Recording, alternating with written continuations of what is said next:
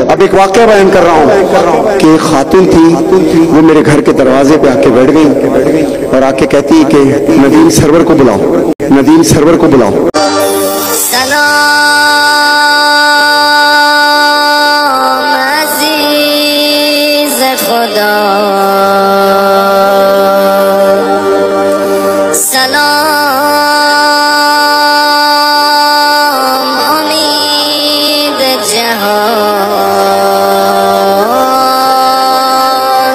اب ایک واقعہ بیان کر رہا ہوں کہ ایک خاتون تھی، وہ میرے گھر کے دروازے پہ آ کے بیٹھ گئی اور آ کے کہتی کہ ندیم سرور کو بلاؤ۔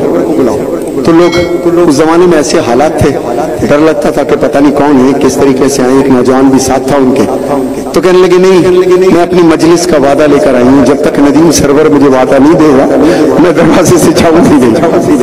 جب چند گھنٹے گزرے تو خیر میں نے ان خاتون سے کہا کہ آپ اندر تو آئیے، اندر آ کے بات کیجیے۔ خیر میں نے ان کو وعدہ دیا، انہوں نے کہا میں غریب عورت ہوں، حیدرآباد میں رہتی ہوں اور میرے پاس ہدیے کے لیے کوئی چیز نہیں ہے، کچھ نہیں۔ میں نے کہا ایک مائک لگا دینا اور اپنا عقیدہ پیش کرنا، ندیم سرور ننگے پاؤں آئے گا انشاءاللہ۔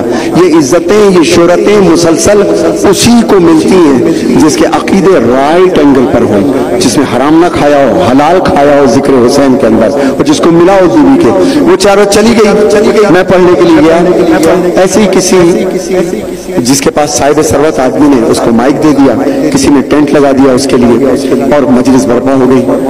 جب مجلس ختم ہو گئی میں مجلس پڑھ کے آ گیا تو اسی خاتون کا فون آیا کہ جب مجلس ختم ہو گئی، سینکڑوں کا مجمع، سب سے آخر میں ایک خاتون رات کے 2:30-3 بج رہے ہوں گے، اپنی 2 جوان بیٹیوں کے ساتھ گلی میں سے گزرنے لگی تو رک گئی۔ اندھیرا تھا تو انتظار کر رہی تھی کوئی مناسب آدمی نظر آئے، تو ایک فقیر نظر آیا، اس سے کہا کہ بھائی میری 2 جوان بیٹیوں کا ساتھ ہے، کیا تم مجھے گھر تک چھوڑ دو گے؟ اس نے کہا چلیے۔ وہ گھر تک لے کر کے آئے، جب گھر کے دروازے پہ پہنچے بیٹیاں اندر چلی گئی۔ خاتون نے کہا کہ اندر آئیے، پانی پی لیجئے۔ یہ پانی لینے اندر گئی ہے، وہ فقیر اندر آ گیا۔ جب واپس آئے تو دیکھا کوئی نہیں تھا، خون کے 2 پاؤں زمین پہ بنے ہوئے تھے، تو وہ پریشان ہو گئی۔ قریب آئی تو دیکھا ایک خوشبو ہے اس خون کے اندر سے، روئی سے اس کو پوچھا، سو گئی۔ خواب میں دیکھتے ہیں کہ وہی فقیر ہے، دبلا پتلا نحیف و لغر۔ کہا کہ آپ کون ہیں؟ کہا میں تیرا چوتھائی باپ ہوں، میں تیرا چوتھائی ماں ہوں۔ اس رات کے اندھیرے میں، اس بازار میں، اس گلی میں میری غیرت نے گوارا نہیں کیا کہ کوئی مستور اپنی جوان بیٹیوں کے ساتھ اکیلی ہو اور میں اس کو گھر تک پہنچانے جاؤں۔ یہ میرا مولا تھا۔ میں تو پھر بھی کہوں گا کہ مولوی صاحب یہ عزاداری ہمارے لیے نہیں ہوتی، عزتیں انہی کو ملتی ہیں، شہرتیں انہی کو ملتی ہیں جو حقدار ہوتے ہیں۔ اللہ عادل ہے۔ یہ بی بی کے فیصلے ہیں کہ کون ذاکر بنے گا، کون نوح خان بنے گا، کسی کے باپ کے فیصلے نہیں ہیں یہ، کس کو کب تک عزت ملے گی۔ یہ ممبر ہر ایک کو نہیں ملتا۔ مولا کوئی غم نہ دے سوائے غم حسین کے، نہ چھیڑ ملنگان حیدر،